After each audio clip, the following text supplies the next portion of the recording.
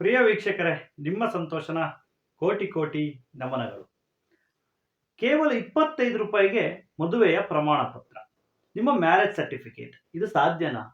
ಇದು ಹೇಗೆ ಸಾಧ್ಯ? ಎಲ್ಲವನ್ನ ಹೇಳ್ತೇನೆ.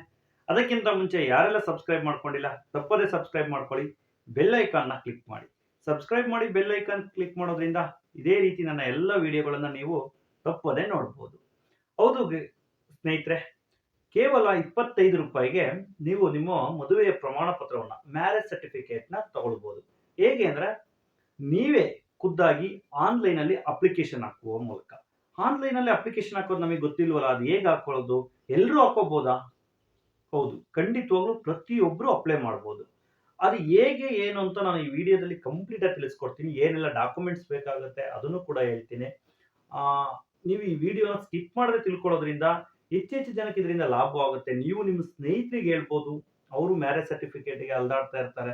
ಅದನ್ನು ಹೇಗೆ ಅಪ್ಲೈ ಮಾಡಬೇಕು, ಹೇಗೆ ಪಡೆದುಕೊಳ್ಬೇಕು, ಮನೆಯಲ್ಲೇ ಕೂತು ನೀವು ಒಂದು 10 to 15 ಮಿನಿಟ್ಸ್ ಅಲ್ಲಿ ಅಪ್ಲೈ ಮಾಡ್ಬೋದು. ತುಂಬಾ ಅರ್ಜೆಂಟ್ ಇತ್ತು ಅದ್ರದ್ದು ಅಂತ ಅಂದ್ರೆ ನೀವು SO ಆಫೀಸ್ಗೆ ಹೋಗಿ ನೀವು ಅಪ್ರೂವ್ ಕೂಡ ಮಾಡಿಸ್ಕೊಳ್ಬೋದು. ಇಲ್ಲ ಅಂದ್ರೆ ಅವರೇನೆ 1 ವೀಕ್ ಅಲ್ಲಿ ನಿಮ್ಮ ಅಪ್ಲಿಕೇಶನ್ ಅನ್ನ ಅಪ್ರೂವ್ ಮಾಡ್ತಾರೆ. ಅದು ನಿಮಗೆ ಬೇಗ ಬೇಕು ಅಂತ ಅಂದ್ಕೊಂಡಲ್ಲಿ ನೀವು ಖುದ್ದಾಗಿ ಹೋಗಿ SO ಆಫೀಸಲ್ಲಿ, ತಾಲೂಕು ಆಫೀಸಲ್ಲಿ ನೀವು ಭೇಟಿ ಮಾಡಿದ್ರೆ ಅವರು ಅಪ್ರೂವ್ ಮಾಡ್ತಾರೆ. ಸೊ ಹೇಗೆ ಅಪ್ಲೈ ಮಾಡೋದು, ಕೇವಲ 25 ರೂಪಾಯಿನಲ್ಲಿ ಹೇಗೆ ಸಿಗುತ್ತೆ ಅದನ್ನು ಕೂಡ ನಾನು ಹೇಳ್ತೇನೆ. ಮ್ಯಾರೇಜ್ ಸರ್ಟಿಫಿಕೇಟ್ಗೆ 20 ರೂಪಾಯಿ ಹಾಗೂ ಸೇವಾ ಶುಲ್ಕ 5 ರೂಪಾಯಿನ ತೆಗೆದುಕೊಳ್ತಾರೆ.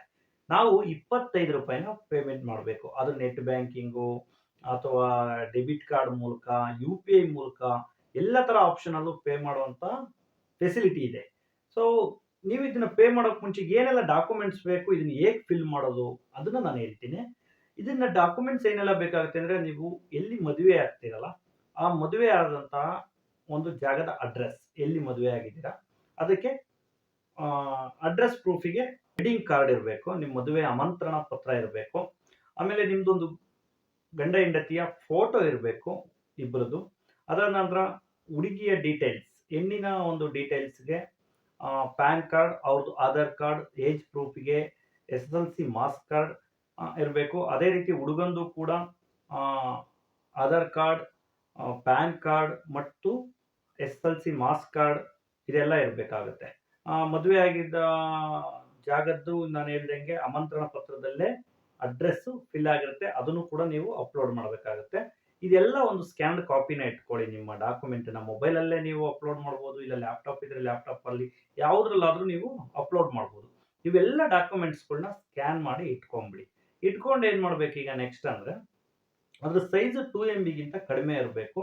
ಮದುವೆ ಆಗ್ತಾ ಇರೋ ಹುಡುಗಿಯ ಏಜು 18 ವರ್ಷ ತುಂಬಿರಬೇಕು, ಹುಡುಗನ ಏಜು 21 ವರ್ಷ ತುಂಬಿರಬೇಕು, ಆಸ್ ಪರ್ ನಮ್ದು ಆಕ್ಟ್ ಪ್ರಕಾರ.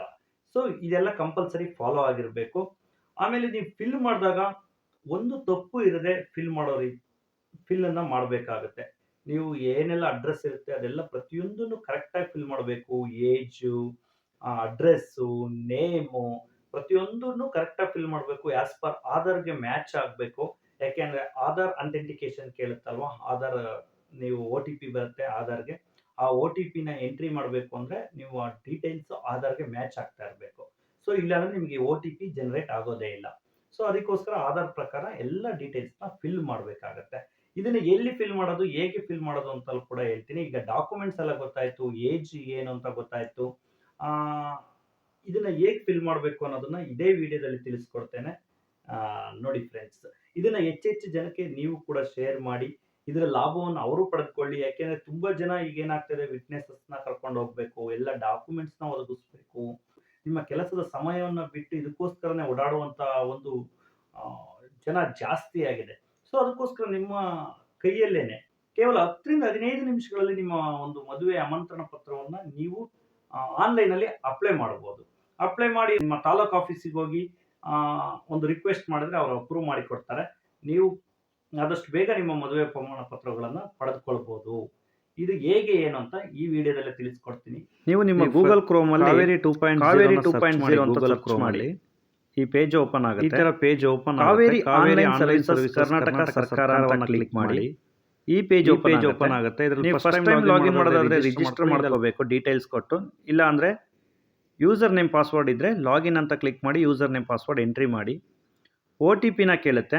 ನಿಮ್ಮ ಮೊಬೈಲ್ಗೆ OTP ಬರುತ್ತೆ. ಆ OTPನ ಎಂಟ್ರಿ ಮಾಡಿ ಮ್ಯಾರೇಜ್ ಅಪ್ಲಿಕೇಶನ್ನ ಸೆಲೆಕ್ಟ್ ಮಾಡ್ಕೊಳ್ಳಿ. ಈ ಪೇಜಲ್ಲಿ ಸ್ಟಾರ್ಟ್ ನ್ಯೂ ಅಪ್ಲಿಕೇಶನನ್ನು ಕ್ಲಿಕ್ ಮಾಡಿ. ಇದರಲ್ಲಿ ಮ್ಯಾರೇಜ್ ರಿಜಿಸ್ಟ್ರೇಷನ್ ಅಂತ ಕ್ಲಿಕ್ ಮಾಡ್ಕೊಳ್ಳಿ. ಹಿಂದೂ ಮ್ಯಾರೇಜ್ ಇದರಲ್ಲಿ ಯಾವ್ದು ಬೇಕು ಅದನ್ನು ಸೆಲೆಕ್ಟ್ ಮಾಡ್ಕೊಳ್ಳಿ. ಹಿಂದೂ ಮ್ಯಾರೇಜನ್ನು ಸೆಲೆಕ್ಷನ್ ಮಾಡ್ಕೊಳ್ಳಿ. ನಾನು ಮೊದಲನೇ ಹೇಳ್ದಂಗೆ 2 MB ಸೈಜಸ್ ಇರಬೇಕು ನಿಮ್ಮ ಡಾಕ್ಯುಮೆಂಟು. ಏನೆಲ್ಲ ಡಾಕ್ಯುಮೆಂಟ್ ಬೇಕು ಅಂತ ಇಲ್ಲಿದೆ, ಈ ಡಾಕ್ಯುಮೆಂಟ್ಸನ್ನು ನೀವು ರೆಡಿ ಇಟ್ಕೊಂಡಿರಿ. ಇದರಲ್ಲಿ ಹಿಂದೂ ಮ್ಯಾರೇಜ್ ಆನ್ಲೈನ್ ಅಂತ ಸೆಲೆಕ್ಟ್ ಮಾಡ್ಕೊಳ್ಳಿ. ಇದರಲ್ಲಿ ಡಿಕ್ಲರೇಷನ್ ಕೇಳುತ್ತೆ. ಡಿಕ್ಲರೇಷನ್ ಕ್ಲಿಕ್ ಮಾಡಿ ಮ್ಯಾರೇಜ್ ಡೀಟೇಲ್ಸ್ನ ಫಿಲ್ ಮಾಡಿ. Bride details, bride groom details, witnesses ಡೀಟೇಲ್ಸ್ನ ಫಿಲ್ ಮಾಡಿ. ಅದೆಲ್ಲ ಫಿಲ್ ಆಗಿದೆಯಾ ಅಂತ ರಿವ್ಯೂ ಮಾಡ್ಕೊಳ್ಳಿ. ಆಮೇಲೆ ನಿಮ್ಮ ಎಲ್ಲ ಡಾಕ್ಯುಮೆಂಟ್ಸ್ಗಳನ್ನ ಅಪ್ಲೋಡ್ ಮಾಡಿ. ಲಾಸ್ಟಲ್ಲಿ ಅಪ್ರೂವ್ ಆದಮೇಲೆ ಪೇಮೆಂಟ್ ಮಾಡೋದಿರುತ್ತೆ.